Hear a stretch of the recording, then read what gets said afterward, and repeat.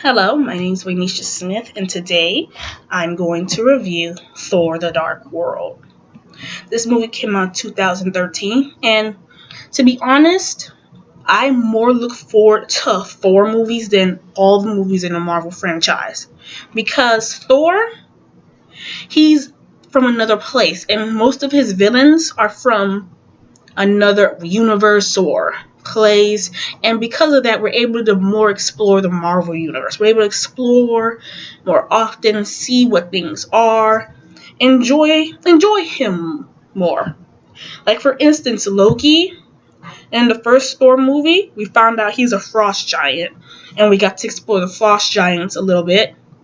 And because of that, we got new villains, some names we got, like Laufey. But the thing that lacked in that first movie is that I wanted to know more about their culture. I wanted to know more about the universe, the animals, the species that live there. But then again, it's just an action movie, so we couldn't really explore it as much as we wanted to. But with Thor: The Dark World, we got to explore Asgard. Like Thor, how he used to break the cup every time he drank something. He showed a little bit more respect in that. Like Thor seemed more reserved, more mature. And that's the thing why I like him being with Jane, because Jane made him more mature and more thoughtful and more thinkative. Okay, thinkative is not a word, but I'm just going to use it anyway. So anyway, moving on. We got to see the more Asgardian cultures. We got to see the different people. We got to see the prison system. We got to see Loki. Loki, by the way, is just the best. The thing about Loki is that he's an awesome bad guy. He's charming, he's charismatic, he's evil, he's always had this end game, but somewhere in him, you know there's just maybe a tiny speck of good that he cares just a tiny bit. Just a tiny bit. And even if he's not, you're still gonna love him. To be honest, sometimes I like to cheer for Loki the most. So anyway, there are times where you can actually hate Loki, like you be really hating him. Like in the first Avenger movie, when he killed that agent, I was like, okay, now we gotta take you out. Okay, that's just it. But then when he lost, he's like, I'd like to have that drink now. I was like, I like him again. I like him. He's one of those bad guys, and like no matter what he does, you're going to love him. So anyway, we're in Asgard, and Jean has somehow got an Infinity Stone in her.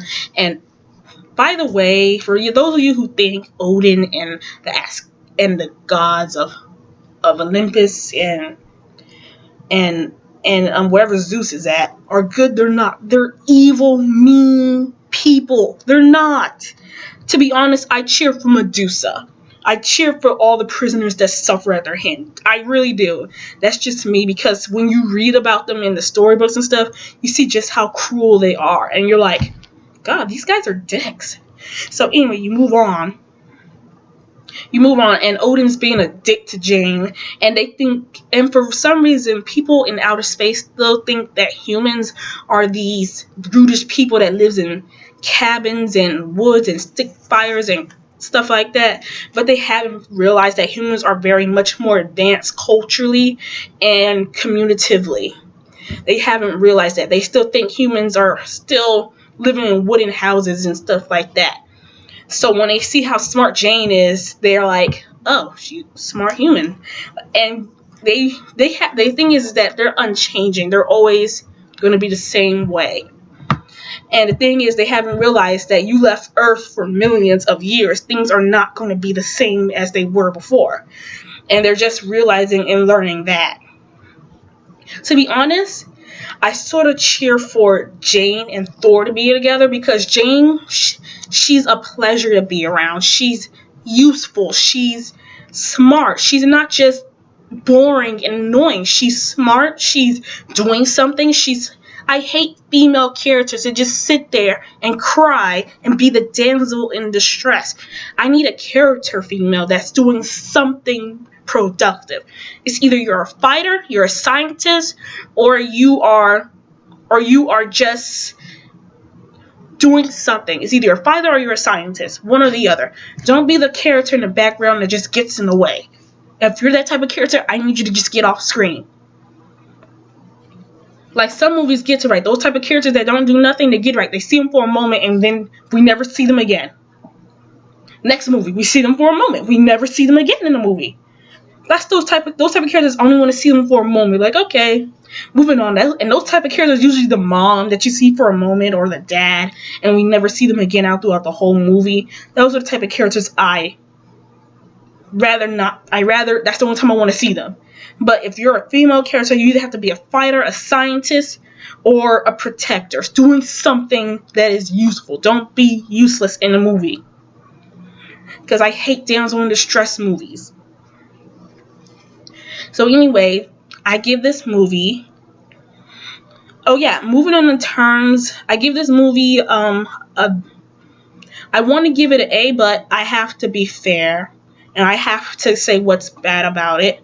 Malekith was an okay villain, but he wasn't what I was expecting. Because Malekith in the comic books is a total badass.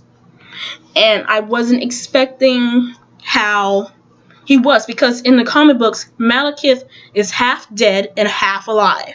This Malekith, he gets his half burnt face off by Thor, which is good.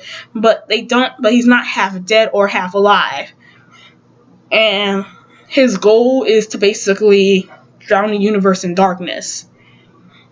So I was like, okay, but you're bad, but you're not the Malekith I know.